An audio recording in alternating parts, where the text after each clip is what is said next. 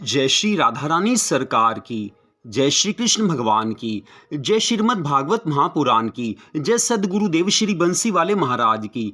श्रीमद् भागवत महापुराण के 10वें स्कंद के अध्याय 74 और 75 की कथा आज हम आपको सुनाने जा रहे हैं। इन अध्यायों के नाम हैं अभिमानी शिशुपाल का वध तथा पांडव सभा में दुर्योधन का अपमान होना।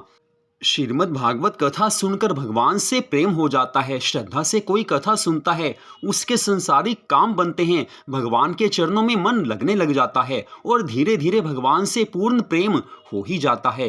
फिर मनुष्य को भगवान के अलावा और कोई अच्छा नहीं लगता है, लेकिन कथा पूरी श्रद्धा भावना से सुननी होगी, तभी भगवान से प्रेम होता है। तो 10वें स्कंद के अध्याय 74 की कथा में श्री सुखदेव जी महाराज कहने लगे हैं कि हे राजा परीक्षित, जरासंध के मारे जाने पर 20,000 राजाओं के अतिरिक्त पृथ्वी पर और जितने भी सूर्यवंशी, चंद्रवंशी आदि राजा थे, वे सब युधिष्ठिर के यज्ञ में भाग लेने के लिए इंद्रप्रस्थ में आए हैं। धर्मराज युधिष्ठिर और भगवान श्री कृष्ण जी ने उन सब का यथा योग्य स्वागत सत्कार किया है। फिर सबको एक एक काम सौंप दिया गया।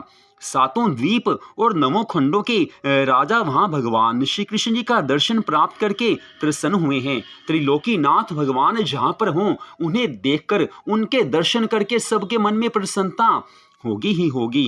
तत्पश्चात भगवान की आज्ञा से नकुल जाकर भीष्म पितामह और दुर्योधन तथा बाकी कौरवों को अपने साथ ले आए हैं। वेद व्यास जी, शुकदेव जी महाराज, नारद, कश्यप, वशिष्ठ, वामदेव, अत्रि आदि ऋषि तथा ब्रह्मा, शिव, इंद्र आदि सभी देवता निमंत्रण पाकर अपनी अपनी पत्नियों सहित यज्ञ में भाग लेने के लिए आए हैं। शुभ लगन में धर्मराज युधिष्ठिर ने यज्ञ करने के लिए अपने हाथों स्वर्ण के हल से पृथ्वी को जोता और साकल्य आदि सभी आवश्यक वस्तुएं मंगवाकर ऋषियों के समीप रखी हैं। जिस समय यज्ञ आरंभ हुआ, उस समय युधिष्ठिर द्रौपदी सहित गांठ जोड़कर बैठे और अग्निकुंड में आहुति देने लगे।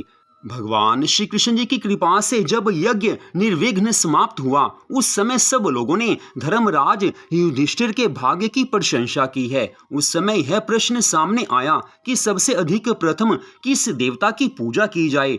तब जरासंध के पुत्र सहदेव ने उठकर धर्मराज युधिष्ठिर से कहा कि हे राजन, भगवान वासुदेव श्री कृष्ण जी से बड़ा और कोई नहीं है, इसलिए आप सबसे पहले इन्हीं की पूजा कीजिए। सहदेव की बात सुनकर वहां उपस्थित सभी ऋषि मुनियों, ब्राह्मणों तथा ज्ञानी राजाओं ने उसकी प्रशंसा करते हुए कहा कि हे युधिष्ठिर, सहदेव का कथन सत्य है। यह सुनकर वासुदेव भगवान श्री कृष्ण जी को आसन पर बैठाया गया और उत्तमोत्तम वस्त्राभूषण पहनाकर उनकी विधिवत पूजा की है। हे राजा परीक्षित, भगवान श्री कृष्ण जी की प्रथम पूजा से सब छोटे बड़े लोगों को प्रसन्नता हुई है, परंतु चंदेरी के राजा शिशुपाल को ये बुरा लगा है। कुछ देर तक तो वह अपना सिर नीचे किया बैठा रहा, फिर खड़ा होकर इस प्रकार कहने लगा कि हे राजा युधिष्ठिर, इस सभा में भीष्म पितामह, धृतराष्ट्र आदि सब बड़े बड़े विद्वान बैठे हुए हैं, परंतु बड़े आश्चर्य की बात है कि इस समय तुमने एक बालक के कहने पर श्री कृष्ण को सबसे बड़ा मानकर उनकी पूजा की। यह पूजा वैसी ही है जैसे इंद्र का भाग कौवे को खिला दिया जाए। क्या तुम लोग ये नहीं जानते कि इस कृष्ण ने बहुत दिनों तक गौओं को चराते हुए अहीरों के साथ रोटी खाई है? हे राजा परीक्षित, इस प्रकार शिशुपाल ने भगवान श्री कृष्ण जी के प्रति अनेकों दुर्वचन कहे, परंतु श्री कृष्ण भगवान जी ने उसका कोई उत्तर नहीं दिया और उसके प्रत्येक दुर्वचन पर एक एक रेखा खींचते चले गए। उस समय भीमसेन, द्रोणाचार्य तथा अर्जुन आदि ने अत्यंत क्रोध करके शिशुपाल से कहा कि अरे नीच, यदि तू हमारे सामने श्री कृष्णचंद्र जी के प्रति ऐसे कटु शब्द कहेगा तो हम तुझे जान से मार डालेंगे। लेकिन भगवान ने सबको शांत कर दिया है। तदुपरांत भगवान श्री कृष्ण जी ने जब उन रेखाओं को गिना जिन्हें वे पृथ्वी पर खींचते जा रहे थे, जब वे 101 हो गई, तब उसी क्षण प्रभु श्री कृष्ण जी ने सुदर्शन चक्र से शिशुपाल का मस्तक काट डाला है। उस समय शिशुपाल के धड़ से एक ज्योति निकली, जो पहले तो आकाश की ओर गई, फिर भगवान श्री कृष्ण जी के मुख में आकर समा गई है। अभिमानी शिशुपाल को मोक्ष मिला है। ऐसा देखकर आज सब देवता और ऋषि मुनि प्रसन्न होकर भगवान श्री कृष्ण जी की स्तुति करने लगे हैं। तत्पश्चात अध्याय 75 की कथा का वर्णन करते हुए श्री सुखदेव जी महाराज कहने लगे हैं कि हे राजा परीक्षित, धर्मराज युधिष्ठिर के यज्ञ में सब राजाओं को भगवान श्री कृष्ण जी की रुचि के अनुसार, उनके आदेश के अनुसार काम सौंपा गया था। भीमसेन ने भोजन बनाने का काम लिया, धृष्टद्युम्न ने भोजन के वितरण करने का काम लिया, धन का कोष राजा दुर्योधन को सौंपा गया और उससे व्यय करना कर्ण के जिम्मे रहा। अतिथियों के स्वागत का कार्य भार अर्जुन ने लिया। विदुर को सभा को अलंकृत करने का काम सौंपा गया था। सहदेव को ब्राह्मणों और ऋषि मुनियों की सेवा का काम दिया गया तथा सब सामग्रियों को एकत्रित करने का काम नकुल ने संभाल लिया। सब मिलकर कार्य करते हैं। ब्राह्मणों के शरण धोने और उनकी झूठी पतलें उठाने का काम त्रिलोकीनाथ भगवान श्री कृष्ण जी ने स्वयं लिया था। द्रौपदी आदि ने स्त्रियों के आतिथ्य का भार संभाल लिया। सभी राजा अपने अपने कार्य को बड़ी प्रसन्नता से करते थे, परंतु दुर्योधन वैर भाव से एक स्वर्ण मुद्रा की जगह 10 स्वर्ण मुद्राएं व्यय करता था ताकि सब धन समाप्त हो जाए और युधिष्ठिर और बाकी सभी पांडवों की जग हंसाई हो, उनका अपमान हो। लेकिन उसे ये नहीं पता था कि उसके हाथ में एक ऐसा चक्र है जिसके कारण यदि वह एक स्वर्ण मुद्रा खर्च करेगा तो उस चक्र के प्रभाव से वो कोष 10 गुना अधिक बढ़ता रहेगा। दुर्योधन द्वारा बहुत अधिक खर्च करने पर प्रशंसा धर्मराज युधिष्ठिर की ही होती थी, जिससे वह और भी अधिक कुढ़ता था। दुर्योधन तो अपनी ओर से पूरी कोशिश करता रहा कि ये कार्य अच्छे से संपन्न ना हो पाए और पांडवों का अपमान हो, लेकिन जिनकी रक्षा करने वाले भगवान श्री कृष्ण हैं, त्रिलोकी के स्वामी वो ठाकुर जी हैं, उनका कोई बाल बांका नहीं कर सकता है। धर्मराज युधिष्ठिर भगवान श्री कृष्ण जी की कृपा के भरोसे ये यज्ञ कर रहे हैं, तो वो कार्य तो अपने आप सफल होना ही है।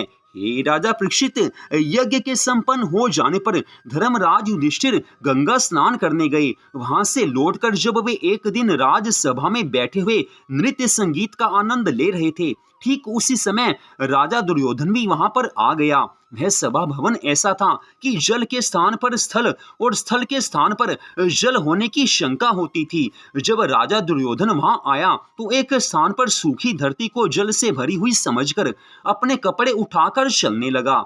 इसी प्रकार जल से भरे हुए एक स्थान को सूखा स्थल जानकर साधारणता आगे चलने लगा तो वह जल से भरे हुए एक कुंड में गिर गया, जिसके कारण उसके सब वस्त्र भीग गए। ऐसा देखकर सभा में बैठे हुए स्त्री पुरुष सभी हंसने लगे।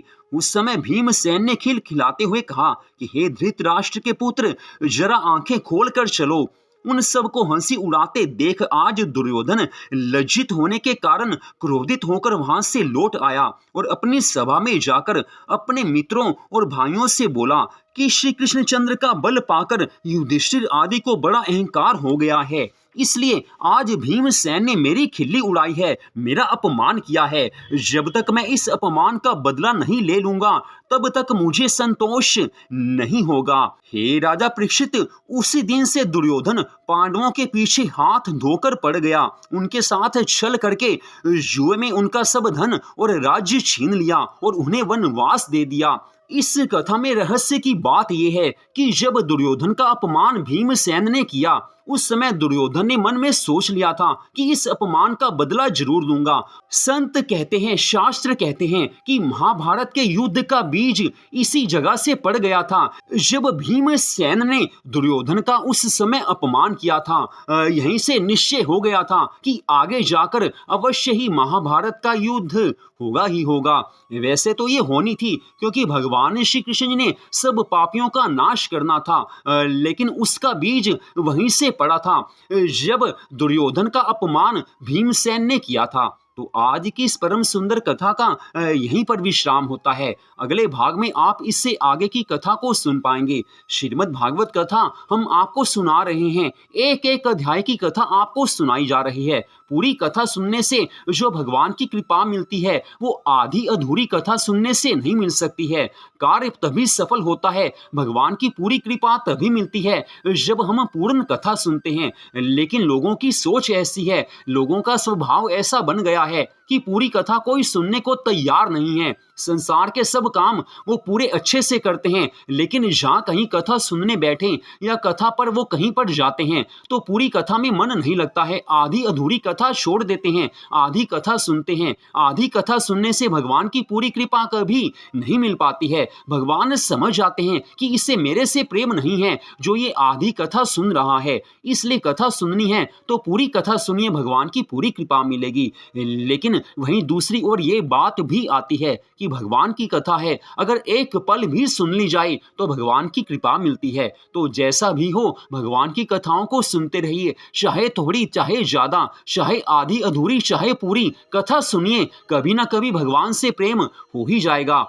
और जिसे भगवान से प्रेम हो जाता है उसे हर क्षण नित्य नए आनंद का अनुभव अपने जीवन में होता रहता है और जीवन के अंत समय में उसे भगवान के धाम की प्राप्ति होती है। और भगवान के धाम में जाना ही तो हम सबके जीवन का परम लक्ष्य माना जाता है।